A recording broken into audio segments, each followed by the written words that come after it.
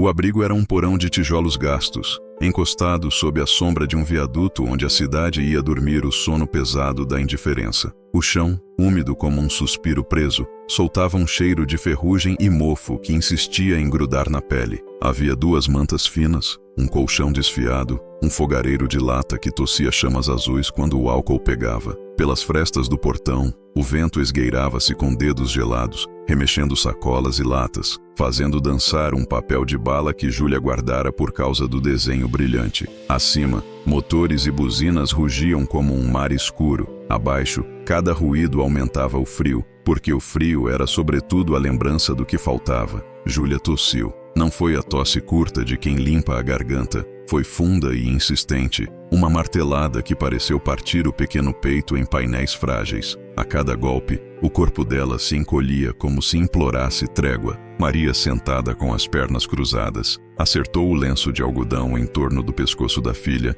e encostou a testa na dela. Não enxergava o rosto da menina desde a febre de anos atrás. Aquela febre que queimou a visão e deixou cicatrizes invisíveis, mas sabia cada gesto pelas vibrações do ar. O tremor no punho, a aspereza do hálito, o compasso inseguro das narinas. O mundo de Maria tinha se rearranjado em sons. Os pingos no cano, o resvalo do cotovelo de Miguel no cimento quando ele se erguia, o pigarro que vinha antes da tosse. Do lado de fora, ela distinguia pneus molhados, passadas apressadas, a faísca elétrica do bonde. Do lado de dentro, ouvia respirações. "Vem cá, meu bem", disse com a voz de quem dá de beber. "Conta pra mamãe. O ar tá arranhando." Júlia assentiu, mesmo sabendo que a mãe não veria. Então tocou os dedos na mão de Maria, para que o gesto chegasse por outro caminho. Vinha da menina um calorzinho teimoso, a febre miúda que nunca descia por completo, uma ameaça caminhando nas sombras. A coriza manchava o lenço. Quando a tosse acalmou,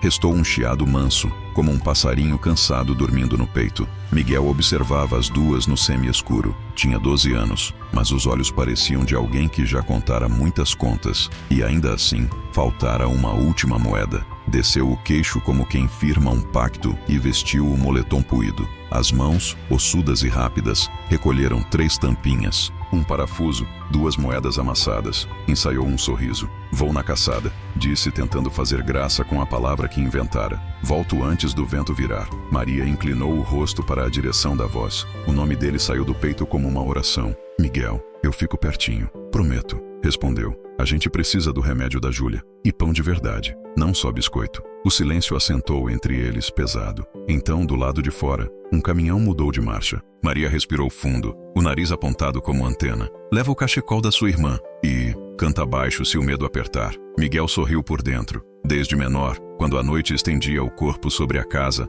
cantar era a maneira de empurrar o escuro para trás. Não um canto de exibição, uma linha de som para amarrar o coração por dentro, firme, até o dia seguinte. Ele ajeitou o cachecol no pescoço, beijou o cabelo da irmã e saiu. A cidade era um tabuleiro de promessas que raramente se cumpriam. Na avenida, vitrines acesas derramavam ouro sobre o asfalto. Cheiro de pão, de café, de molho. Os aromas, com fichas invisíveis, sorteavam destinos. Miguel andava por calçadas de 2 cores, a dos que tinham pressa e a dos que esperavam. Ele aprendia a diferenciar com o tempo a pressa do tédio. A pressa esmagava ombros. O tédio olhava vitrines sem ver nada. Às vezes a compaixão vinha em forma de moeda lançada com o mesmo gesto de quem se desfaz de um fiapo. Às vezes vinha na forma de "sai daqui", milimetricamente educados. A caçada tinha roteiro, o semáforo principal da Praça do Relógio, a banca de jornal com o senhor que deixava pegar jornais velhos para forrar a cama,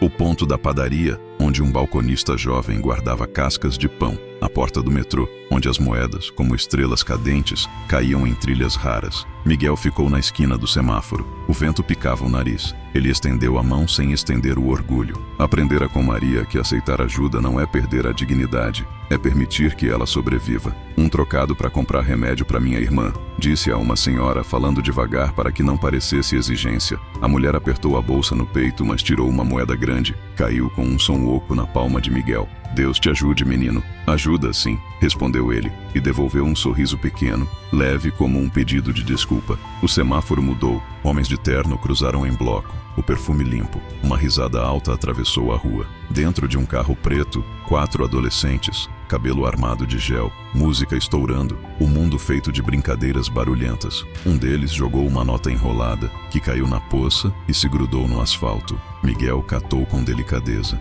Era pouco, mas comprava um pão. Ele guardou junto do cachecol. O dia passava puxando uma corda comprida. Quando a luz da tarde começou a desbotar, a tosse de Júlia, ali na memória, ficou mais alta que os carros. O mundo tem urgências que não sabem esperar. Miguel olhou a vitrine do restaurante da esquina, aquele com lustres como cachos de gelo e toalhas de mesa que pareciam nuvem. Ali, o ar tinha outra gravidade. Pessoas elegantes mastigavam devagar, como se o tempo as obedecesse. Ele respirou. O rosto de Júlia, pálido e molhado, entrou como uma imagem que exige resposta. Entrou. O chão do restaurante não rangia. As luzes eram cálidas, mas de uma temperatura que não alcança a pele de quem vem da rua. Um maître, com a coluna reta, aproximou-se com um sorriso de regra. "Posso ajudar?" perguntou, já calculando a distância que o menino deveria manter da toalha mais próxima. Miguel segurou o cachecol e falou respeitoso. "Moço, eu só preciso pedir uma coisa. Minha irmã tá doente.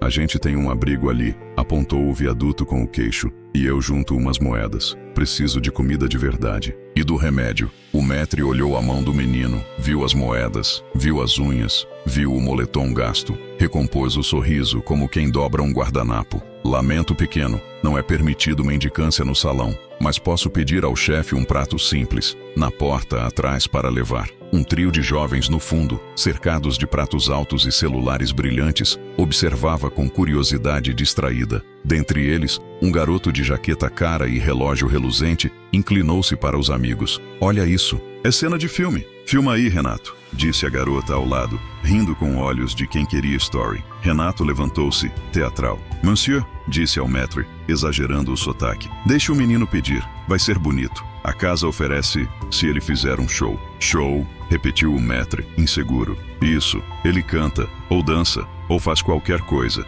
A gente aplaude. Já que quer comida de graça, paga com entretenimento. Democrático, não?" Riu, e os amigos riram com ele. Aquele riso que serve de trilha sonora para um momento errado. O maître contraiu os lábios. O dono, ao fundo, ponderava risco e charme. Não queria constrangimento que respingasse nas avaliações online, mas também não queria expulsar um cliente com relógio de ouro. Um garçom tocou a manga do maître. "Talvez, se for rápido, a gente encerra com um prato na embalagem." A conversa chegou aos ouvidos de Miguel como chega o barulho de copo caindo. Primeiro estranho, depois inevitável. Ele não gostou da palavra show, mas gostou da palavra comida. Trincou os dentes. "Eu canto", disse com a cabeça erguida, não como quem aceita a humilhação, mas como quem escolhe o preço da necessidade. Renato acenou, dono de um espetáculo que não merecia. "Silêncio no salão. Vai começar o recital do garoto prodígio", e piscou para a câmera do amigo. As conversas diminuíram. Um piano dormia num canto. Miguel ficou de pé ao lado de uma mesa vazia e ajeitou o cachecol, como Maria ensinara, protegendo a garganta como quem protege um segredo. Respirou. Não havia microfone. Havia vento antigo no peito e uma história de uma casa sem janelas. Quando a voz saiu, saiu limpa e pequena, como um fio d'água que encontra pedra e abre caminho aos poucos. A primeira nota não era de virtuosismo, era de verdade. Depois vieram outras, mais largas, mais fundas, encorpando sem esforço, como se o ar do restaurante, cheio de perfumes e conversas, fosse aos poucos tomando a cor daquela melodia. Miguel não sabia nomes sofisticados de música, sabia inventar mapas com o som. Cantou como se contasse a alguém, muito de perto, que existe uma menina com febre e uma mãe que escuta o mundo com a pele. Cantou sobre encontrar calor numa caneca de chá e sobre dividir um pedaço de pão como quem divide uma lembrança. A voz dele escalou um lugar alto, onde a infância fecha os olhos para aguentar. E quando desceu, desceu delicadamente, pousando num silêncio que nunca antes visitara aquele salão. Um talher caiu ao longe e ninguém riu. Os celulares, no meio do caminho entre o cinismo e o espanto, esqueceram de gravar. O maître, sem perceber, relaxou os ombros. Um casal que discutia em sussurros parou de discutir. O cozinheiro, do vão da porta, inclinou o corpo para ouvir melhor. Até Renato, mão no bolso, ficou sem saber onde pôr a outra mão. Miguel terminou com um sopro quase inaudível. imperdível, que era mais uma promessa do que um final. A sala continuou em silêncio por meio segundo, a mais do que o mundo costuma permitir. E então veio o primeiro aplauso, tímido, das mãos de uma senhora de cabelo branco. Outro, do homem do chapéu. Outro e outro. O som cresceu, sincero, pondo de pé uma emoção que não se compra. Miguel não baixou os olhos. Ele recebia o aplauso, mas guardava o objetivo: pão e remédio. Renato bateu palmas, meio desconcertado, tentando recuperar o controle da cena. Muito bom, garoto, disse, alto. Agora, quem paga o couvert? Foi quando um senhor levantou-se de uma mesa próxima. Tinha cabelo grisalho cortado curto, um sobretudo de lã escura e olhos que não se impressionavam com brilho fácil. Era o tipo de pessoa que tinha o hábito de ouvir antes de falar, o que na cidade grande já é uma forma de coragem. Eu pago, disse tranquilo. E se me permitem, pago mais do que o couvert. O dono do restaurante conhecia o homem de vista. Era o senhor Augusto. Não era político, não era celebridade. Era um desses nomes que a cidade respeita sem saber por quê. Talvez por causa de uma empresa, talvez por causa de uma biblioteca doada, talvez por causa da discrição. Ele andava com passo que não pede licença, mas também não empurra ninguém. Augusto aproximou-se de Miguel, sem invadir o espaço do menino. Qual o seu nome? Miguel. E a sua irmã? Júlia, tem 6 anos. E a sua mãe? Maria. Augusto assentiu como quem organiza peças num tabuleiro e percebe que ainda faltam muitas, mas que a partida pode começar. Você cantou bonito, não pelo bonito de enfeite, pelo bonito que sustenta coisa pesada. Olhou ao redor, para o maître. Faça 3 marmitas completas e traga água morna com mel. Depois traga a conta, em meu nome. Renato deu uma risadinha curta, sentindo-se roubado do papel de protagonista. "Ô, seu..." Parou, sem saber como tratar um senhor que tinha autoridade pegando carona na própria serenidade. Foi só uma brincadeira. O menino ganhou. Tá feliz. Augusto virou o rosto na direção de Renato, mas não com irritação, com uma curiosidade que incomoda mais do que bronca. Você já ficou com fome? Perguntou honesto. Renato fungou, mordeu o lábio. Claro que não. Quer dizer, fome de verdade não. Então experimente hoje dar uma gorjeta que te dói. Assim aprende a diferença entre o gesto que se fotografa e o gesto que sustenta alguém. Renato abriu e fechou a boca. Os amigos olharam para o prato, para o celular, para qualquer lugar que não fosse o próprio reflexo. O maître indicou um canto para Miguel aguardar. Augusto sentou-se de novo, mas não resistiu à vontade de olhar o menino 2 ou 3 vezes, como quem relembra uma melodia. As marmitas chegaram em minutos, fumegantes. Arroz, feijão, carne macia, legumes cozidos no ponto, um potinho de chá com limão e mel, um pacote com 2 pães quentinhos e um envelope discreto que Augusto colocou debaixo da última marmita, com algumas notas. Leve isso, compre o remédio da sua irmã, disse ele, sem teatralidade. E amanhã quero te ouvir cantar de novo, mas não aqui, no meu escritório. Tenho amigos que trabalham com música. Miguel segurou as marmitas com o cuidado de quem carrega mais do que comida. O que havia ali era sobretudo chance. Obrigado, senhor. A gente mora ali, debaixo do viaduto. Por enquanto sim, respondeu Augusto firme. Por pouco tempo, se você concordar. Miguel ajeitou o cachecol, os olhos brilhando com algo que não era lágrima, nem orgulho, nem medo. Era tudo junto. Saiu apressado, sem olhar para trás, porque o futuro, quando aparece, dá medo de desaparecer se a gente pisca. No abrigo, o ar gelado se mexeu quando a porta rangeu.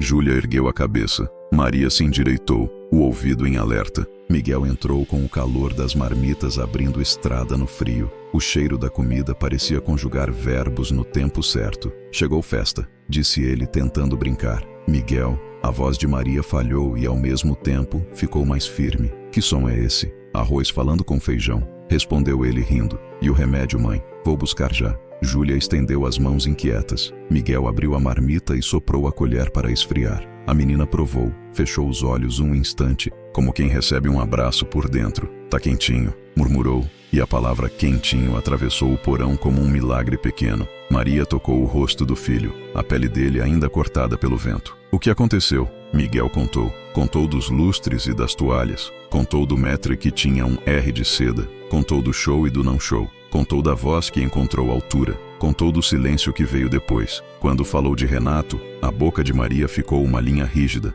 Mas ela não xingou o menino rico. Disse apenas: às vezes as pessoas confundem brincar com mexer no sagrado dos outros. Um dia ele aprende. E quando falou do senhor Augusto, Maria não perguntou quanto havia no envelope. Perguntou outra coisa: o timbre da voz dele. Como é? Grosso, calmo. Parece quando a gente segura um cobertor por dentro, mãe. Então escuta. Se a voz carrega cobertor, talvez a mão traga casa. Miguel sorriu. Aquela frase ficou girando como farol. Depois da comida, ele cobriu Júlia com a manta menos fina, embrulhou o pescoço da menina no lenço seco e correu até a farmácia do bairro, as moedas e as notas do envelope encaixadas na palma como um segredo. O balconista, acostumado a cartões, estranhou o dinheiro contado, mas não fez perguntas. Miguel voltou com um xarope, uma caixa de antibiótico, uma bombinha de salbutamol genérica. Maria passou a mão nas caixas como quem lê em linguagem de grãos. Aqui tem dias a mais do que a gente tinha, disse. A noite caiu inteira. Do lado de fora, a metrópole acendeu seus mapas luminosos.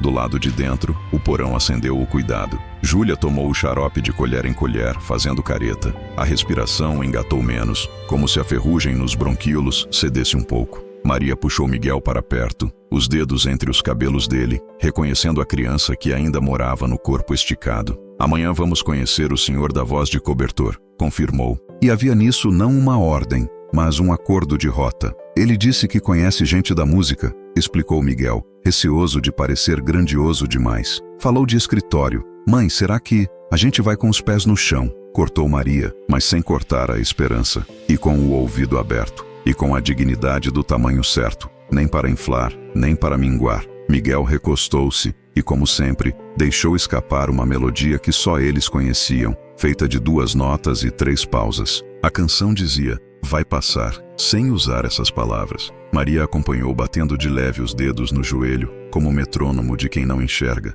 mas guia. Júlia dormiu primeiro, o peito ainda ruidoso, mas menos aflito. A madrugada trouxe um pedaço de silêncio que a cidade raramente concede. Quando o frio tentou entrar, encontrou uma barreira diferente. Não uma manta mais grossa, não uma porta nova, uma expectativa. O abrigo continuava um porão, mas algo no ar admitia que o porão, se bem cuidado por mãos certas, já começava a desaprender o próprio nome. A manhã seguinte não pediu licença ao sono de ninguém. Lâminas de luz filtraram-se por uma janela improvisada e desenharam retângulos no chão. Maria acordou primeiro, como sempre. As mãos percorreram o espaço ao lado. Encontraram o corpo fino de Júlia, morno. O ouvido caçava, atento, o chiado, ainda lá, mas recuado. Bom sinal. O cheiro do xarope, doce demais para ser natural, flutuava no ar. Miguel pulou, nervoso, no mesmo segundo em que o ponteiro do relógio imaginário gritou que eles estavam atrasados para um encontro que não sabiam ao certo como existia.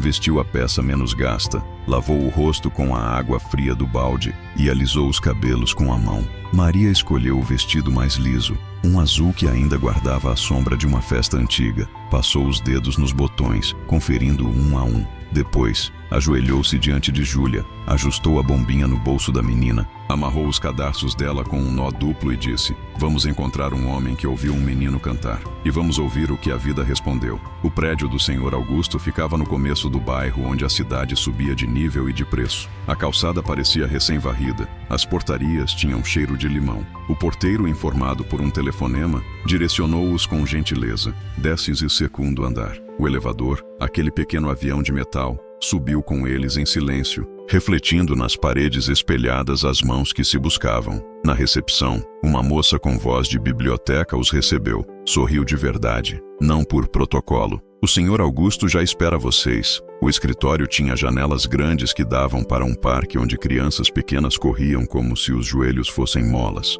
Havia estantes com livros de lombadas discretas, uma mesa sólida, 2 poltronas macias. O próprio Augusto levantou-se ao vê-los, contido e caloroso. Apertou a mão de Maria com firmeza respeitosa, como quem sabe que força e delicadeza não brigam. Maria, é um prazer. Júlia, como está a respiração? Melhor, disse a menina, tímida, segurando a barra do vestido da mãe. Miguel, disse Augusto, voltando-se ao menino. Ontem eu ouvi um cantor. Hoje eu quero conhecer um aluno, se você quiser. Miguel olhou Maria. Ela, sem ver, assentiu. Se for bom para ele, é bom para nós. Vai ser exigente, avisou Augusto. E devagar. Não há milagres rápidos que durem, mas quando a gente põe a mão no trabalho certo, a vida responde. Eu tenho um professor de canto que não tem paciência com preguiça, e um médico amigo que pode olhar a Júlia. Eu também tenho um quarto sobrando numa casa que administra uma instituição. Não é luxo, é teto, banho quente e cama. Vocês aceitam ver? Maria ficou calada por um segundo que coube uma vida.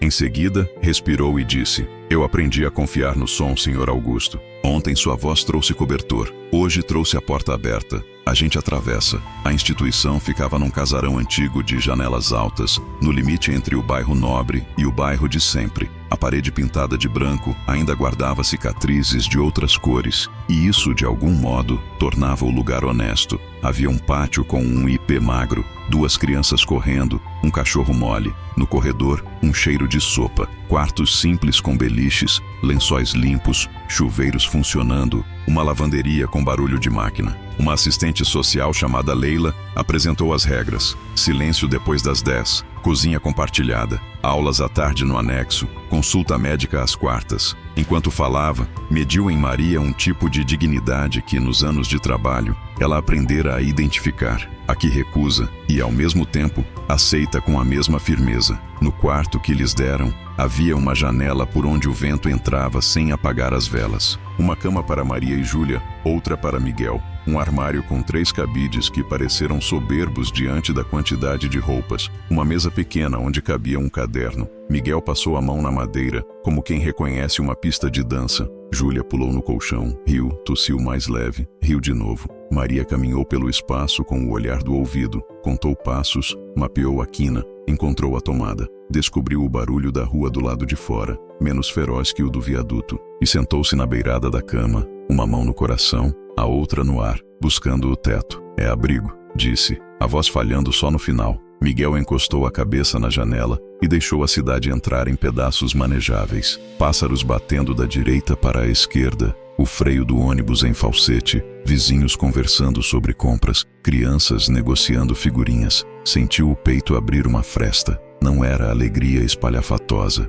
era um alívio que ninguém aplaude. Desses que a gente sente no corpo antes de entender com a cabeça. Augusto, discreto, ficou na porta. A casa é de vocês por quanto tempo for preciso, desde que aceitem as condições. Miguel estuda, canta, Júlia trata da saúde, Maria descansa o que a vista não alcança. E quando puder, me conta histórias. Gosto de histórias. Maria sorriu para o nada que, para ela, era tudo. Eu tenho muitas. Umas que doem, outras que curam. As que doem às vezes curam, disse Augusto. E as que curam quase sempre doem para nascer. Ele olhou para Miguel. Amanhã cedo, 8 horas. O professor de canto te espera numa sala com piano. Ele é ranzinza, mas justo. Chama-se Hugo. E não dá parabéns por nada de graça. Eu vou ficar longe para não atrapalhar. Miguel assentiu, um pouco assustado. A palavra professor tinha peso e promessa. Eu vou, disse, com o cachecol da minha irmã. Leve, respondeu Augusto. Cachecóis às vezes fazem milagres que remédios não fazem. Eles se despediram com a simplicidade que nasce quando há muito a fazer e pouca vontade de fazer cerimônia. Quando a porta fechou, a casa fez um som particular, um som de casa que aceita gente. Júlia deitou e, pela primeira vez em muitos dias, adormeceu sem antes perder uma batalha. Maria encostou as costas na madeira e deixou uma lágrima descer. Não um pranto de desespero, uma lágrima que vinha com uma palavra: começo. Miguel ficou acordado mais um pouco. Abriu o caderno que Leila havia deixado com um lápis e escreveu no topo, caprichando nas letras: plano. Abaixo, em lista, como Maria ensinara para as compras: acordar antes do Hugo, beber água morna para avós, aquecer, pensar na Júlia, pensar na mãe, cantar como quem segura uma corda. No fim da página, desenhou uma janela. Do lado de fora da janela, um sol pequeno. Do lado de dentro, um abajur. A legenda dizia: se o sol não vier, a gente acende. Fechou o caderno, apertou-o contra o peito e, enfim, dormiu. Lá fora, a metrópole continuava dividida entre vitrines e viadutos. Mas ali, naquele quarto de janelas altas, a primeira esperança tinha encontrado cama e ficou. O primeiro dia na casa de janelas altas começou com promessas sussurradas. O segundo começou com rotina. O terceiro, com uma fissura quase imperceptível, como aquelas rachaduras que atravessam a parede e só mais tarde revelam que vieram do alicerce. Miguel acordou antes do sol, preparou água morna com mel, Fez os exercícios que o professor Hugo tinha mandado. Respira pelas costas, abre a boca como quem boceja, articula como se mastigasse sílabas e desceu para a sala de piano. Hugo, pontual, já esperava. Era um homem seco, de terno gasto e olhos que desaprovavam por hábito, como quem tinha defendido a beleza por tantos anos que desaprendera a sorrir gratuitamente. Tarde, disse, sem olhar o relógio. São 7h59, professor, arriscou Miguel. Então você deveria ter chegado às 58, encerrou apontando para o banco. Senta, a beleza não perdoa a preguiça. Miguel sentou. Hugo dedilhou 3 acordes que eram mais uma regra do que uma melodia. Canta longo, sem vibrar, pensando no ar como um fio esticado de uma janela a outra, sem chorar dentro da voz. A emoção, aqui, atrapalha. Primeiro a técnica. Miguel obedeceu. O som saiu fino e inseguro. Hugo franziu a testa, ergueu a mão direita. Você se ouve só da garganta. Aprende a ouvir com a coluna, com a nuca, com o peito da mãe que te carregou. De novo, a palavra mãe tocou numa corda exposta. Miguel pensou em Maria dormindo ainda no quarto, a respiração limpa depois da febre constante, a mão dela procurando a dele no escuro. Tentou afastar a lembrança para não desorganizar a garganta. Cantou de novo. Dessa vez, o som ganhou corpo, uma largura que não vinha de força, mas de assentamento. Hugo assentiu. Mínimo. Melhor. A beleza aceita pouco, mas reconhece o que é seu. Aquela manhã foi a primeira de muitas. Nos dias que se seguiram, Hugo moldou o menino com palavras rudes e gestos exatos. Não elogiava, corrigia. Não dizia bravo, dizia agora quase. Ao fim de cada aula, Miguel saía cansado e maior. Em casa, Júlia o esperava com desenhos novos, casinhas com janelas grandes, árvores que lembravam mãos, corações do tamanho de bolas. Maria sorvia esses dias com a ouvidos largos. Cada exercício de respiração, cada gargalhada de Júlia, cada chave da porta engatando sem rangido. Quando Miguel descrevia o timbre de Hugo, ela sorria, vislumbrando naquela aridez uma promessa dura e confiável. Foi então que o corpo de Maria começou a falhar de um jeito diferente, novo e perigoso. As tonturas vieram primeiro, depois a falta de ar ao subir um lance de escadas, depois uma dor funda na região do peito que a envergonhava porque a obrigava a se sentar no meio da frase, no meio da tarefa, no meio do mundo. É cansaço de anos, ela dizia, tentando rir, mas o riso vinha com pontas. Leila, a assistente social, insistiu no exame. Augusto marcou uma consulta. O médico, mãos frias, voz protocolar, falou de uma infecção que não cedia, de uma anemia que insistia, de um coração velho antes do tempo. Falou baixo, como quem tem experiência em segurar más notícias pelo braço para que não corram demais. Vamos internar para investigar, concluiu tirando os óculos. É o melhor. Júlia apertou o casaco. Miguel segurou a mão de Maria por baixo do cobertor fino do hospital,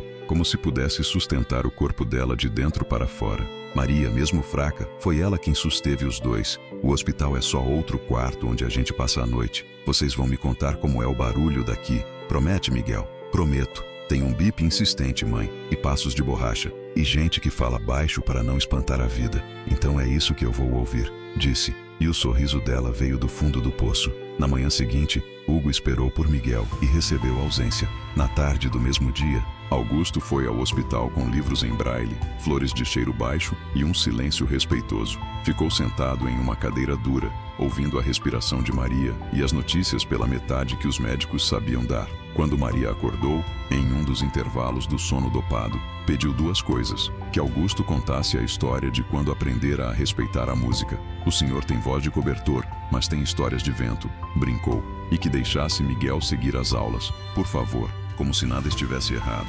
A arte é a maneira mais honesta de continuar quando a vida pede que a gente pare, disse firme. Não deixa ele me vigiar com culpa, deixem ele me honrar com voz. Miguel obedeceu por um dia. No terceiro, vacilou. No quinto, desistiu de obedecer. A aula acabou cedo porque ele não conseguiu sustentar a nota longa. A voz trincou. As lágrimas vieram como uma enchente muda. Hugo, que desaprovava lágrimas, desta vez não mandou recompor-se. Ficou calado. Apontou a porta. Miguel saiu correndo para o hospital, a vergonha misturada com desespero. Encontrou Maria mais pálida, mas alerta, com aquela atenção que a cegueira lapidara. Ela via o filho pelo barulho da respiração, o ritmo dos passos, a forma como ele ficava parado, sem encostar no batente. Perdi a voz, disse derrotado. Você não perdeu nada. Só esqueceu como entrar no quarto da casa certa, respondeu Maria. Às vezes a garganta vira uma porta pesada. A gente empurra de outro jeito. Você sempre empurrou com amor.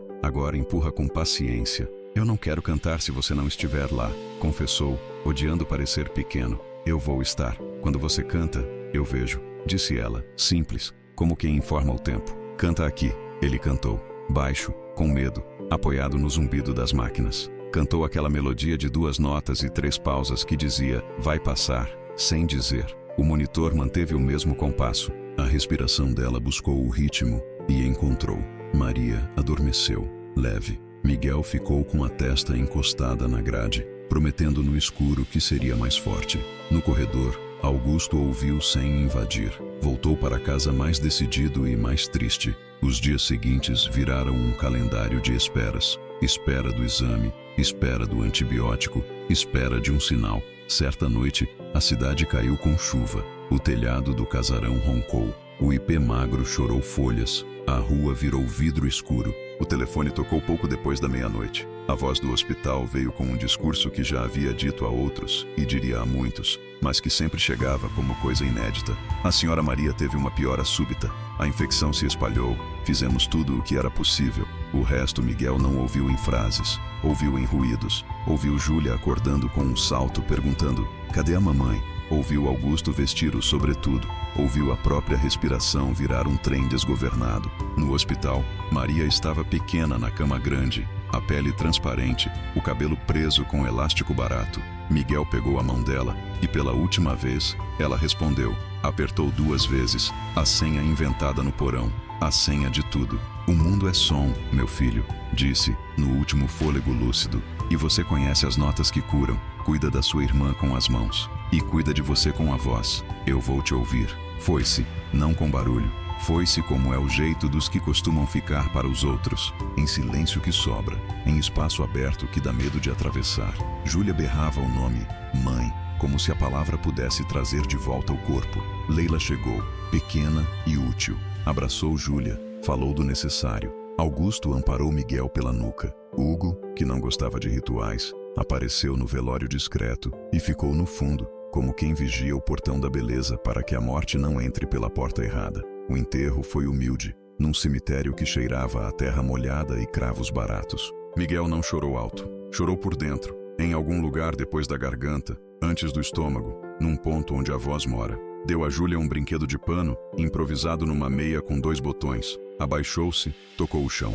Obrigado, mãe, disse a terra. A gente vai continuar, mas sair do cemitério era enfrentar o mundo sem o som que o traduzia. Nos dias que seguiram, Miguel levantou, fez café ralo, preparou o xarope de Júlia, penteou o cabelo da menina, levou-a ao posto para a vacina, voltou, lavou o uniforme, colocou feijão no fogo. Em alguns intervalos, lembrava que tinha 12 anos. Logo depois, lembrava que não dava tempo. A cidade, informada como sempre, soube da história pelo caminho habitual. Um vídeo do restaurante, editado com malícia, circulou com legendas que insinuavam um espetáculo armado. Renato, ferido no orgulho pela cena de Augusto, postou em suas redes um recorte onde Miguel entrava no salão. E logo depois, o plano com Augusto se aproximando. Costurou os 2 pedaços com uma narrativa de falsidade. Já viram essa? Teatro para tirar dinheiro de gente boa. O menino prodígio tem empresário. Vende miséria para viralizar. Acrescentou uma foto de Miguel entrando no prédio de Augusto com a família,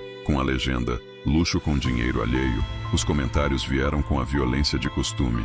Golpe do canto triste. Tudo armado. Vai trabalhar. O velho se aproveitando da imagem de coitado. Tiraram a criança da rua para ganhar seguidor. Júlia, pequena, não tinha rede social, mas as redes transbordam. Uma mãe na escola repetiu o rumor sem pensar. Um vizinho no corredor perguntou, é verdade? Um funcionário da instituição recebeu uma denúncia anônima no conselho local, insinuando irregularidades, adoção informal, aproveitamento. Leila teve que preencher formulários, explicar dinâmicas, aguentar visitas inesperadas. Augusto, que vivia à margem das fofocas, foi obrigado a sentar numa sala fria e defender a própria decência. O senhor tem algum interesse financeiro na família? Perguntou uma mulher de óculos com calma burocrática. Tenho interesse humano. respondeu Augusto sem levantar a voz. E se querem números, posso abrir a contabilidade até a última moeda. O que dei foi abrigo, comida, médico, professor e silêncio. Não pedi nada em troca. E o menino? Insistiu a mulher. O menino canta e estudará, não por mim, pela irmã, pela mãe que morreu. A morte de Maria foi comprovada por um documento. A verdade deles por nenhum. Renato, por sua vez, viu a própria postagem bater números. As marcas, amigas da atenção, o convidaram para aplaudir numa inauguração. Aprendeu 2 palavras novas: engajamento e narrativa. O mundo move-se com elas. Miguel reagiu como reagem os que perderam a metade que nomeia as coisas. Recolheu-se, parou de cantar nos corredores. Faltou 2 vezes a aula de Hugo. A terceira foi e cantou com raiva. E a raiva deixou o som feio, duro, curto. Hugo esperou a nota morrer. Fez um gesto que era metade reprovação, metade respeito. Você está tentando empurrar a porta com o ombro. Porta pesada, aceita a alavanca, não coice. Disse. Senta, respira. A dor é material de trabalho, não ferramenta de vingança. Estão dizendo que tudo foi mentira, respondeu Miguel, a voz baixa, afiada. Estão falando da minha mãe, do Sr. Augusto, da nossa casa. Eu devia calar, eu devia não dar espetáculo nenhum. Eu devia sumir. Hugo apoiou as mãos no piano. Você é livre para sumir, mas saiba, quem não tem voz precisa do seu silêncio. E quem tem voz precisa de responsabilidade. Se você calar, eles vencem pelo barulho. Eu não quero vencer ninguém, reagiu Miguel. Eu quero que parem. Eu quero cuidar da minha irmã. Eu quero que a minha mãe... A palavra travou, pesando toneladas. Então cante para isso, concluiu Hugo. A voz que vence é a que serve. Augusto propôs algo que começou pequeno e cresceu. Um recital público na Praça do Parque, com estrutura mínima e autorização correta, para arrecadar fundos para o ambulatório que vinha atendendo Júlia e outras crianças. Nada de televisão, nada de falas prontas. Som ligado, microfone, música. Quem quiser, escuta. Quem não, passa. Miguel, ao ouvir, fechou a cara. Parece resposta. Disse seco. Parece que estou provando alguma coisa para a internet. Não prove para a internet, disse Augusto. Prove para sua irmã. Prove para a cidade que vale a pena ouvir uma história inteira, não um vídeo cortado. Prove para sua mãe descansada. Leila reforçou. Hugo, que não gostava de eventos, concordou. Até a diretora do colégio de Júlia ofereceu as cadeiras. O parque já tinha um coreto, meio esquecido, que serviria. Uma rádio local topou transmitir sem anúncio, só para levar cultura. A prefeitura, avisada, liberou. Tudo parecia alinhado, quase limpo, até que Renato anunciou, em sua infinita vontade de centro, um desafio de verdade. No mesmo dia e hora, ele organizaria um evento transparente em frente ao Teatro Municipal, com músicos convidados, para desmascarar narrativas. As 2 palavras foram as mesmas de sempre: verdade e transparência. Suas imagens promocionais usavam fotos de Miguel e, num recorte abusivo, o rosto de Maria sorrindo em preto e branco, como se fosse marca d'água. Leila tremeu de raiva. Augusto respirou como quem aprende de novo. Hugo praguejou um palavrão raro, manso. Miguel, pela primeira vez, não sentiu raiva, sentiu vergonha. A vergonha não era dele, mas mora sempre na vítima. Eu não vou, disse convencido. Não vou me fazer de escada para ninguém. Não vou cantar com a cara da minha mãe nas mãos deles. Não vou. Júlia, que desenhava na mesa, ergueu o rosto. Nos olhos dela, ainda úmidos da perda, havia uma firmeza que surpreendia. Miguel, quando você canta, a mamãe me visita no ouvido. Disse, tão simples que doeu. Se você não cantar, ela não consegue achar a gente. Miguel mordeu o lábio, encostou a testa no vidro da janela. A cidade se movia lá fora, igual a si mesma. As mãos dele tremiam, não de medo, de enfrentamento. E se eu esquecer? Perguntou num fio. E se a voz quebrar? E se eles rirem? Se esquecer, começa de novo. Se quebrar, cola com ar, disse Hugo, inesperadamente doce. E se rirem, devolva com música. O riso deles não aguenta a nota certa. Augusto aproximou-se. Eu posso te proteger de quase tudo, menos da decisão que te faz homem, disse. Eu não adoto sua coragem, eu a reconheço. Se você disser não, eu te respeito. Se disser sim, eu caminho atrás. Miguel olhou para Júlia, que agora desenhava uma mulher com bastão e um coração saindo da boca, como um balão de fala. Lembrou-se da última senha de Maria. Apertou o próprio punho 2 vezes, devolvendo o código à memória da mão. Eu canto, disse, baixo, e a palavra pesou do jeito bom, mas não no parque. não em disputa. Eu canto no lugar onde me humilharam. Eu canto no restaurante, no salão de lustres. Quero que seja lá, e sem convite especial para ninguém. Quem quiser ouvir, que vá. Quem quiser filmar, filme. Mas eu escolho a cena. O silêncio na sala teve gosto de decisão correta. Augusto fechou os olhos um segundo. Eu resolvo com o dono, disse, já calculando autorizações, horários, saídas de emergência, vigilância. Eu arrasto o piano, completou Hugo, exagerando para que Miguel percebesse que estava junto. Eu faço cartaz, disse Júlia, erguendo o desenho. No papel ela escrevera, concerto para a mamãe ouvir. O C saía sempre torto, mas era lindo. O dono do restaurante, informado de tudo desde o início, aceitou com a gravidade que a ocasião exigia. Não queria marketing, queria reparação silenciosa. Cedeu o salão num domingo à tarde, quando as mesas ainda dormiam da noite e a cidade, preguiçosa, aceitava a ideia de ouvir sem pressa. O maître, culto no seu código de sala, ajustou toalhas, espalhou cadeiras, afinou copos como quem afina instrumentos. A cozinha permitiu que o cheiro de pão se espalhasse antes do público. A rádio avisou, sem sensacionalismo. A prefeitura, desta vez, mandou uma viatura branca só para garantir que nada descambasse. Renato, claro, soube e confirmou presença. Não seria uma confusão, seria uma plateia com celulares. Na véspera, Miguel não dormiu. Lavou a louça 2 vezes. Organizou o uniforme de Júlia para o dia seguinte, como se isso pudesse controlar o mundo. Ensaiou com Hugo de manhã e à tarde. Na hora do descanso, ouviu o prédio respirar. Em algum lugar, uma televisão ria. Em outro, um bebê chorava. Em outro, uma torneira gotejava. E o gotejo lembrava a mão de Maria batendo tempo no joelho. À noite, a casa ficou pequena. Miguel desceu as escadas do casarão e foi para o pátio. O ipê magro descansava. O céu mostrava 3 estrelas teimosas. Ele começou a cantar baixinho a canção de 2 notas e 3 pausas. Depois, desgarrado, passou para outra. Uma melodia que Hugo havia sugerido, antiga, com palavras que falavam de travessia, de ponte, de água, de gente que foi e fica. Cantou até o ar do pátio ficar mais denso e menos frio. Quando parou, sentiu a mão de Augusto no ombro. Não uma mão de dono, uma mão de testemunha. Amanhã, disse Augusto. Amanhã, repetiu Miguel. E pela primeira vez desde o hospital, a palavra não soou como ameaça. No dia, a cidade chegou antes. O salão foi enchendo em ondas. Vizinhos da instituição, clientes habituais curiosos, gente de outro bairro que ouvira o programa da rádio e quis ver com os próprios olhos, alguns que vieram só para conferir se havia truque. Renato sentou à direita, 2 mesas da frente, cercado de amigos e celulares. Pessoas cochichavam sem maldade, outras cochichavam com. O maître fez um gesto com as mãos pedindo ordem. A luz foi levemente baixada, não para criar espetáculo, mas para pedir respeito. Hugo sentou-se ao piano, não sorriu, não apresentou o número, não chamou Miguel de aluno, ajustou a banqueta, ajeitou as mangas, pousou os dedos. O dono do restaurante fez um sinal mínimo para os garçons ficarem invisíveis. Leila, discreta, sentou-se com Júlia na 3ª fileira, uma manta no colo da menina e um desenho dobrado no bolso. Augusto ficou de pé ao fundo, como fazem os que não querem tirar o lugar de ninguém, mas pretendem segurar a parede caso caia. Miguel entrou do lado, sem pompa, cachecol da irmã no pescoço, camisa branca limpa na medida do possível, calça escura, sapatos muito simples, o cabelo penteado para trás. Parou no centro do salão, lembrando do mesmo nó na barriga do primeiro dia, mas agora com uma diferença. O nó tinha dono. Respirou contando 4 até o fundo das costas, como o Hugo ensinara. Sentiu as mãos suarem. Não viu a mãe. Ouviu, do jeito dela, no silêncio que antecede a nota, naquele ponto onde o som decide se nasce.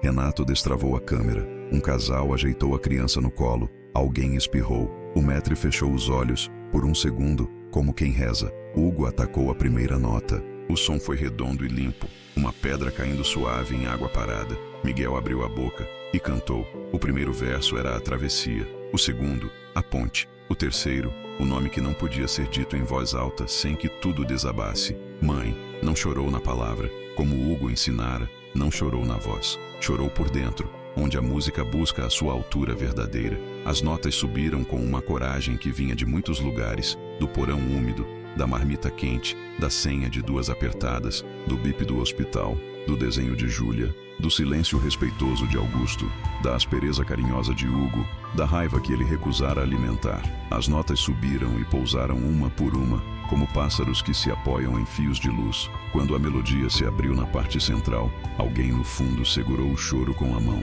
Hugo acompanhou com um piano que não aparecia, mas sustentava, o tipo de companheirismo que não tira. Na penúltima estrofe, Miguel voltou ao tom quase de conversa, como se estivesse de novo no porão, como se contasse à mãe como foi o dia, como se pedisse a ela uma história antes de dormir. A voz não falhou, a vergonha não apareceu. A humilhação do primeiro dia naquele salão ficou confinada ao passado, como um quadro antigo que não combina mais com a sala nova. O último verso não buscou aplauso, buscou silêncio, e conseguiu. O salão ficou parado, entregue, como ficam os espaços que acabaram de assistir um nascimento. Não houve um bravo, precoce. Houve uma respiração coletiva que soltou o ar atrasado. Júlia apertou o desenho no bolso.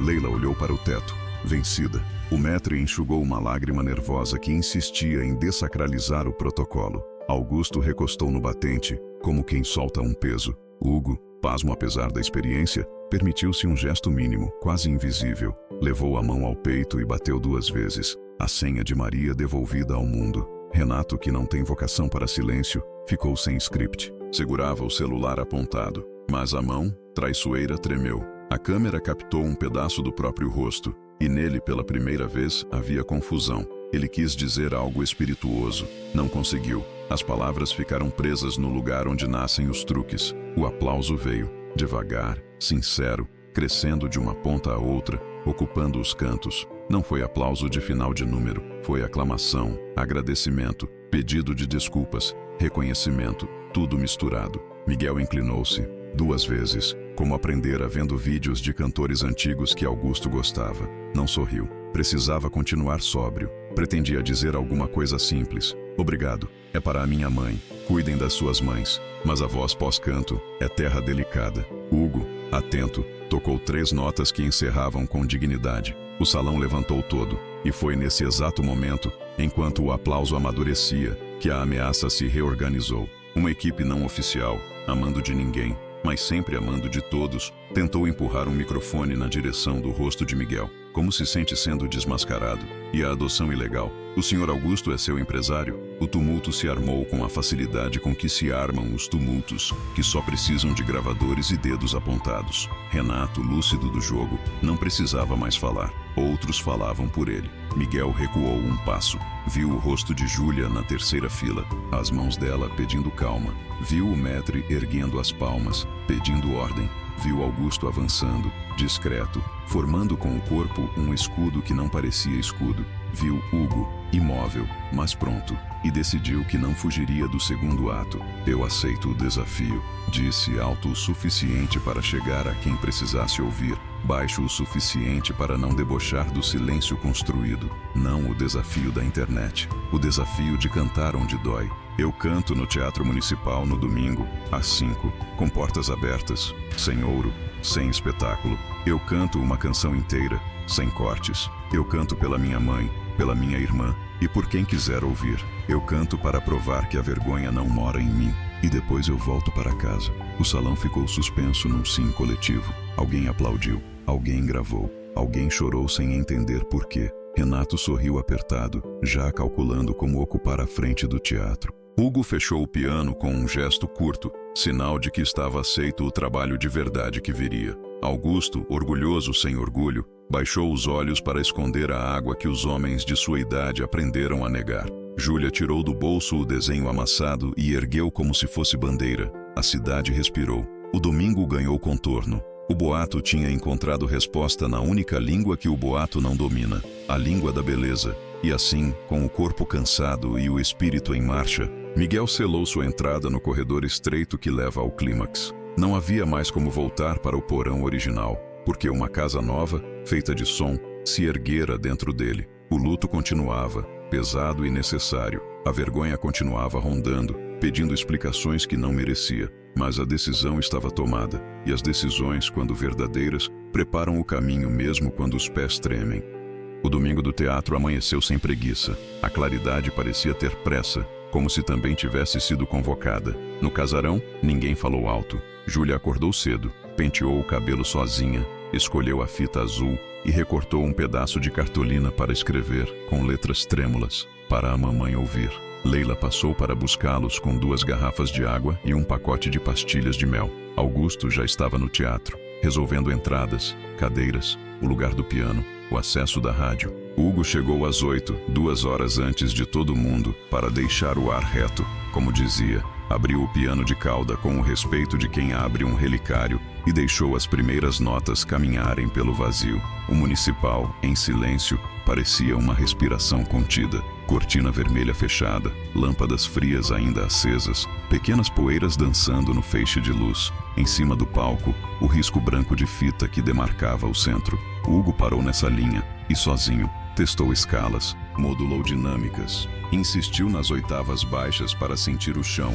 O eco devolveu o som com um tempo maior do que a sala pequena do restaurante. Era uma outra conversa. O ranzinza endureceu o rosto e guardou no ouvido o atraso de meio segundo. Isso pode derrubar improviso, anotou mentalmente. Seria preciso firmeza de pulso no andamento. Miguel entrou com passos medidos. O teatro vazio impõe verdades que nenhum espelho traz. Ele parou na plateia, viu a boca escura da coxia, a altura do balcão nobre, as cadeiras dispostas como um jardim disciplinado. Subiu devagar. Na boca de cena, respirou igual ao que aprendera. 4 até a lombar, soltar sem pressa, língua solta, mandíbula sem trancar. Hugo nem o cumprimentou. Apontou o centro do palco com o queixo. Anda, fala. Não pediu cantar, pediu falar. Diz o seu nome, sem correr. Miguel. O nome saiu limpo, mas menor que a sala. Outra vez, com o corpo, não só com a boca. Miguel. Ainda não. Hugo caminhou até ele, pôs 2 dedos nos ombros do menino,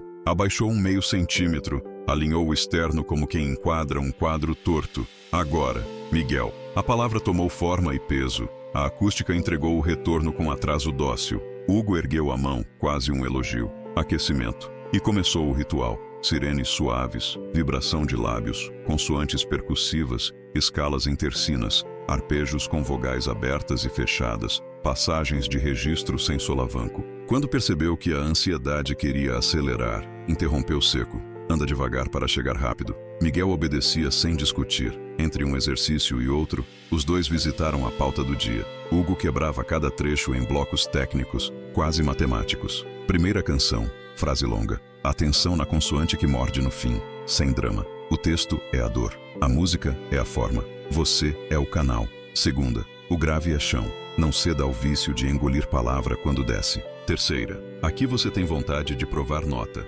Não prove. Sirva. Bônus. Silêncio antes do final. O teatro precisa ter fome 1 segundo antes da última palavra. Miguel anotou mentalmente como quem prepara bagagem leve e necessária.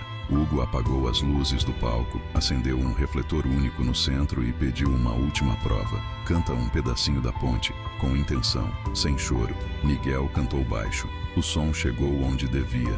Hugo fechou o piano. Chega, guarda a voz, bebe água. O professor Ranzinza encerrou com a autoridade de quem não precisa justificar carinho. Do lado de fora, a cidade engrenava. A notícia correu como correm as coisas que nascem de boato e acabam em verdade. O menino que cantou no restaurante vai cantar no municipal. Gente que nunca pisou em plateia chegou com roupa simples. Gente que vive de plateia chegou com a mesma curiosidade de sempre. A rádio avisou que transmitiria ao vivo, sem anúncios. A prefeitura disponibilizou 2 equipes discretas, uma para organizar fila, outra para dissuadir eventuais gladiadores da internet. Renato confirmou presença, como se fosse inevitável, e trouxe o mesmo séquito de câmeras que o seguira desde o vídeo. O dono do restaurante veio sem ostensão. O maître, por uma espécie de liturgia pessoal, sentou-se na fila 8, lugar central, postura impecável. Júlia entrou dando a mão a Leila. Na outra mão, o cartaz pequeno. Augusto os recepcionou no saguão, sem discurso. Abaixou-se à altura de Júlia. Hoje você cuida do silêncio. Ela assentiu, séria. Depois, segurou nos ombros de Miguel, 1 segundo a mais. Os olhos do homem estavam marejados, mas a voz ficou estável. Canta de pé, o resto se resolve. Pouco antes das 5, o ruído bom do público se assentou. A cortina abriu sem pompa. O palco revelou apenas o piano, o microfone no pedestal, 3 folhas no chão com as letras para a eventual pane. Hugo tomou lugar. Não apresentou, Não contextualizou. Só olhou para Miguel como quem diz, é agora. Miguel caminhou até o centro, o cachecol de Júlia no pescoço, uma camisa branca limpa, calça que não denunciava nada, sapatos polidos o quanto o pano permitiu. Parou na fita branca, mediu a sala com os olhos, lembrou do truque simples, escolher 3 pontos na plateia para pousar o olhar, e entre eles, imaginar o rosto de Maria. A mão direita buscou a esquerda e apertou 2 vezes. A senha. O teatro inteiro ouviu o ar entrando. Boa tarde. Nenhuma preleção. Eu vou cantar. O piano disse sim. A primeira canção abriu como janela. Verso curto, pausa. Verso longo, pausa. Ponte que anunciava a travessia. A casa entendeu o que estava em jogo e suavizou o farfalhar dos programas de mão. Hugo conduziu o tempo com mão invisível. Miguel sostinha as notas com coluna e intenção, colocando as sílabas como quem posiciona tijolos que seguram teto. No fim da música, não esperou aplauso. Recebeu o mínimo e entrou na segunda. A segunda pedia grave de chão. Ali morava o risco de escurecer demais a voz e derrubar a articulação. As palavras falavam de uma casa onde chovia por dentro e, no entanto, era dentro que existia abrigo. Na metade, o teatro tossiu apenas uma vez. Júlia, na primeira fila, segurava o cartaz sem levantar. Sabia de alguma forma que o cartaz tinha a hora certa. Renato levantou uma vez o celular, depois outra, depois outra. Acostumado a governar as narrativas, começou a se irritar com a impossibilidade de interferir. Mandou mensagem. O sinal não pegou. O teatro tem seus caprichos. A terceira canção era a Aresta Viva. Texto simples, melodia que subia devagar e no refrão pedia uma abertura que podia soar como exibição se o intérprete cedesse à vaidade. Hugo tinha sido explícito no ensaio. Se você mostrar a nota, perde a canção. Se você servir a nota, ela te carrega. Miguel serviu. A voz abriu sem gritar, preenchendo o alto sem arranhar. Pessoas se ergueram 1 centímetro no assento. O velho do balcão esquerdo, que veio para criticar essa coisa de internet, sentiu a coluna querer endireitar sozinha. Terminadas as 3 principais, veio o bloco mudo, o intervalo sem intervalo que Hugo, meio contra a vontade, aceitou inserir. 2 minutos de silêncio quase total, em que Miguel abaixava a cabeça e apenas respirava no microfone, deixando que a sala escutasse a própria respiração. Era o risco do risível. Não foi. A plateia aceitou a proposta com uma dignidade rara. Ali, o luto de Maria encontrou lugar sem precisar de palavra. Miguel levantou então o rosto. O gesto era simples e definitivo. As mãos abandonaram o pedestal. Ele olhou para a primeira fileira, onde Júlia apertava um desenho dobrado, e depois para o ponto vazio, onde imaginava a mãe, exatamente no lugar para o qual Maria sempre virava o rosto quando queria ver melhor. Sem olhar para Hugo, entregou-se ao que combinara com o professor, a canção final, inédita, escrita entre a noite do restaurante e a tarde do hospital, montada como oração sem igreja. Não tinha arranjo complexo, não tinha rima engenhosa, tinha uma linha melódica que se movia como quem varre o chão antes da visita. As palavras diziam pouco e significavam muito. Se eu cantar teu nome sem falar, tu me escutas. Se eu segurar a corda, ela vira ponte. Se doer, eu fico. Se vier a vergonha, eu deito ela no chão e passo por cima com o pé devagar. O crescendo foi medido, sem truques. Na estrofe do meio, a música quase parou. O teatro respirou junto. E então, na penúltima altura, Miguel subiu para o lugar que Hugo chamava de janela de risco. Foi uma nota longa, reta, com vibrato mínimo, sustentada no corpo inteiro, não na garganta. O tempo do teatro atrasou o retorno. Ele soube esperar. Aquilo que no ensaio era aprendizado tornou-se domínio. Ali, no prato mais alto, passaram pela cabeça de Miguel o porão úmido, a marmita quente, o olhar de Augusto, o dedo de Hugo corrigindo o externo, a mão de Maria apertando 2 vezes, o riso de Renato no salão, as postagens como pedras, a febre na testa de Júlia, o lençol limpo do quarto novo, o IP magro no pátio, o bip continuo do hospital, a terra molhada do cemitério, o cartaz torto de cartolina. Tudo passou e, em vez de atrapalhar, segurou. A nota pousou onde deveria pousar, sem cair. Silêncio. O segundo que Hugo queria que tivesse fome. Miguel fechou os olhos e soltou a última palavra, curta como um suspiro. Presente. Alguém chorou alto. Outro engoliu o choro e falhou. O teatro inteiro levantou. Não foi uma explosão. Foi uma onda que vinha de trás para frente, arrastando junto até os relutantes. O aplauso não cabia no gesto. Era reconhecimento e também compromisso. A cidade, por um instante raro, lembrava que é feita de gente. Hugo, que não dava parabéns em cena, ficou de pé e inclinou a cabeça ao aluno como quem confirma um ofício. Augusto aplaudiu com economia, como quem tem medo de profanar o que acabou de ver, e só depois permitiu a mão bater 2 vezes no peito, a senha devolvida à vida. Júlia ergueu o cartaz, para a mamãe ouvir. A câmera da rádio captou o momento sem taguear ninguém. Renato desta vez não se moveu rápido o suficiente. Quem se aproximou de Miguel não foi ele, mas uma senhora do balcão nobre com um lenço de linho. Desceu, andou devagar até o palco e deixou no chão, diante do menino, uma pequena caixinha de joias fechada. Não disse nada. Miguel curvou-se e a devolveu com um gesto simples, pedindo que ela guardasse para alguém que precisasse mais. A senhora entendeu a mensagem inteira. No saguão, ninguém bradou verdades. Havia fila não para selfie, mas para entrega. Bilhetes de escola com desenhos, cartas com caligrafia de gente que já não tinha prática, um envelope com uma doação anônima para o ambulatório, outro com vales de consulta para crianças respirarem melhor. O dono do restaurante abraçou o maître de um jeito que não cabia nas regras do salão e pediu desculpas que não eram exatamente suas. Leila, exausta, sorriu como quem tira uma pedra do sapato. Hugo ficou de canto, aceitando parabéns como quem não sabe onde pôr as mãos. Augusto levou Júlia no colo até um banco, coisa que não fazia há anos. Sentiu na espinha o peso leve da menina e achou que, por um segundo, o mundo tinha a densidade correta. Renato tentou dar entrevista. As palavras vieram como vinil riscado. A emissora local, que não devia nada a ninguém, optou por não lhe ceder microfone. Ele foi embora sem aprender. Alguns aprendem tarde, alguns não aprendem. 2 dias depois, a rádio transmitiu um resumo, sem cortes oportunistas. O ambulatório recebeu doações suficientes para 6 meses de antibióticos, inaladores e consultas. A instituição ganhou voluntários novos para reforço escolar. O colégio de Júlia liberou uma bolsa integral e Miguel recebeu 3 convites. Um de uma escola de música pública, outro de um coral infanto-juvenil da cidade e um terceiro, discreto, do maestro titular de uma orquestra, para assistir a ensaios de coxia e entender como a máquina grande funciona.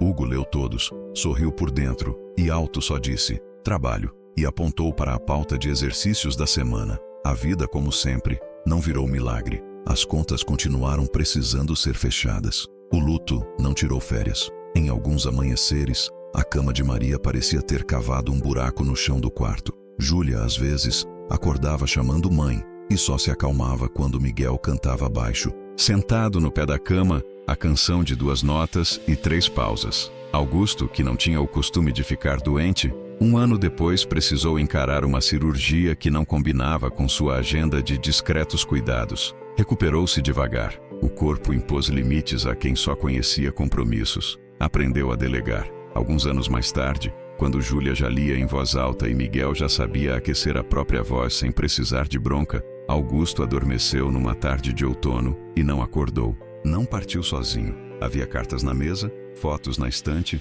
livros sublinhados, recibos de doações e no bolso do sobretudo, um bilhete escrito de próprio punho. A beleza não se explica, se multiplica. A cidade, que sempre o respeitou sem saber direito por quê, finalmente entendeu. Miguel e Júlia foram ao cemitério com as flores mais simples que acharam. O gesto não era de adeus pomposo, era de continuação. Na volta, passaram no casarão. O IP, que antes era magro, agora carregava amarelo com certa insolência. Hugo, mais velho, mais brando, mantinha o piano afinado e a exigência de sempre, mas, vez ou outra, deixava escapar um bom, que era prêmio caro. Júlia começou a estudar música do seu jeito, entre flauta doce e percussão com o corpo. A asma virou visitante, não moradora. Aos 18, Miguel entrou na escola pública de música com bolsa. Ao mesmo tempo, cantava em igrejas de bairro, casas de cultura, praças de periferia. Recusou contratos apressados. Aprendeu a cuidar da própria voz como quem cuida de ferramenta de trabalho e porto seguro.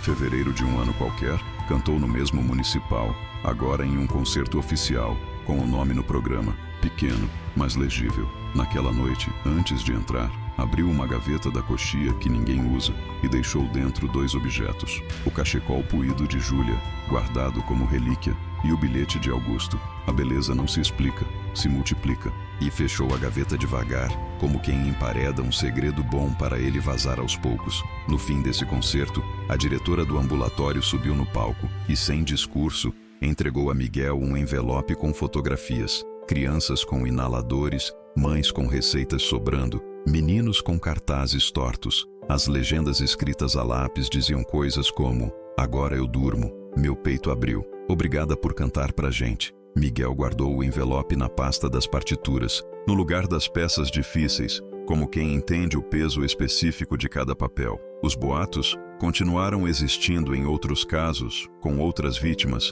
porque o mundo ainda não aprendeu. Mas naquela cidade, cada vez que uma mentira tentava subir degraus com pressa, alguém lembrava: ouve primeiro. O verbo foi se impondo em pequenas instâncias: escola, rádio, conselho, mesa de bar. O maître, no restaurante dos Lustres, instituiu um gesto, uma pequena pausa antes de qualquer expulsão. Às vezes, bastava isso para transformar uma humilhação iminente em encontro. Não virou regra universal, mas virou prática local, o que já é revolução. Júlia cresceu, mudou o corte de cabelo 3 vezes em um ano, só para ter a sensação de que também podia reinventar-se. Escolheu estudar fonoaudiologia, ironia boa da vida. Cuidaria de vozes e respirações, ajudaria crianças a vencer músculos teimosos que esquecem como se abre o som. Em sua formatura, usou sob a beca o cachecol de infância, no calor de dezembro, como quem carrega uma linha de tempo no pescoço. No discurso curto, disse apenas: a gente trata ar, mas é de esperança que vivem os alvéolos.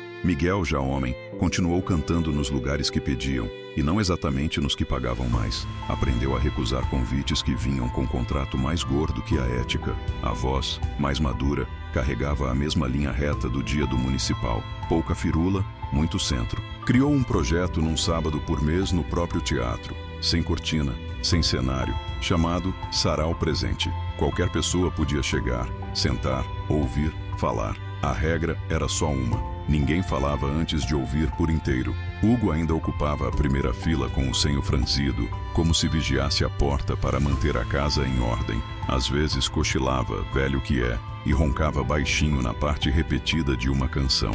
O riso da plateia vinha com ternura, e Miguel fingia reclamar, mas afinava o tom, um meio tom abaixo para o velho dormir melhor. De vez em quando, no final do sarau, ele pedia que as luzes baixassem um pouco. O público, por hábito, aquietava-se. Miguel então segurava o microfone com as 2 mãos, fechava os olhos e cantava a canção de 2 notas e 3 pausas que dizia: vai passar, sem dizer. Em algumas noites, parecia que Maria atravessava a coxia e sentava ali, na cadeira vazia da primeira fila, braços no colo, cabeça levemente inclinada, ouvindo o mundo com a pele. Em outras, parecia que Augusto, discreto, encostava no batente e batia 2 vezes no próprio coração. E em todas, Júlia, paciente e profissional, posicionava-se perto da saída, observando quem respirava curto, quem precisava de água, quem necessitava de uma palavra simples antes do ônibus. O mundo não se conserta num palco, mas o palco pode consertar pedaços de mundo.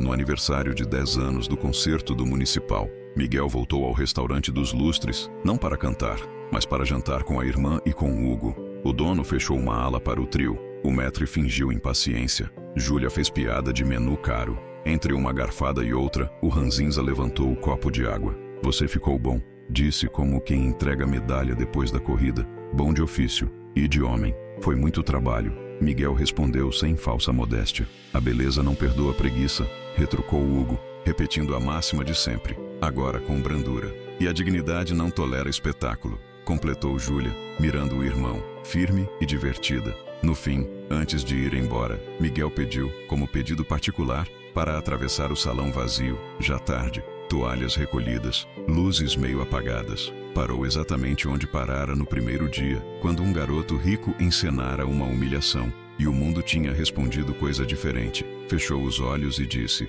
em voz tão baixa que só ele ouviu, obrigado. Agradecimento não tem plateia, mas muda a estrutura de quem agradece. Ele saiu, abraçou a irmã, ofereceu o braço a Hugo, e os 3 caminharam para a rua que agora lhes pertencia por mérito e por afeto. O vento da noite veio frio, como sempre, mas trazia, mistura inconfundível, cheiro de pão, de café e de palco guardado. Era a vida dizendo que o trabalho continua, e continua, não como vitória que apaga a dor, como vitória que a transforma. Miguel sabe, hoje e para sempre, que cantar não foi o que o salvou. O que o salvou foi o que a canção pede: escuta, respeito, constância, entrega, que compõem outra palavra, a que Maria dizia com todas as letras, mesmo sem enxergar a boca de quem a pronunciava: dignidade. No pátio do casarão, o IP adulto derrama amarelo com generosidade quando é tempo. Crianças correm. Alguém aprende violão de 3 acordes. Leila discute orçamento com paciência. O piano de Hugo ressona pelo corredor, ainda afinado. Júlia chega do plantão do ambulatório com cheiro de hospital bom, aquele onde a esperança briga com a estatística sem perder a educação. Ela entra no auditório pequeno e vê o irmão sentado no palco sem palmas, olhando as cadeiras vazias como quem conversa com ausências queridas. Sarau em 15, ela diz prática. Sarau em 15, ele confirma, e antes de levantar, aperta o próprio punho 2 vezes, a senha acesa. As pessoas entram, a luz baixa, não há cortina. O palco respira, Miguel inspira e canta, não para provar nada, para honrar. Maria presente, Augusto presente, Júlia presente. A cidade, chamada a escutar, responde, não com unanimidade, com o suficiente. O futuro não promete facilidade, promete trabalho. E na mesa de som do teatro, alguém escreveu com fita: ouça primeiro. A cada vez que um microfone abre, essa ordem silenciosa faz a diferença.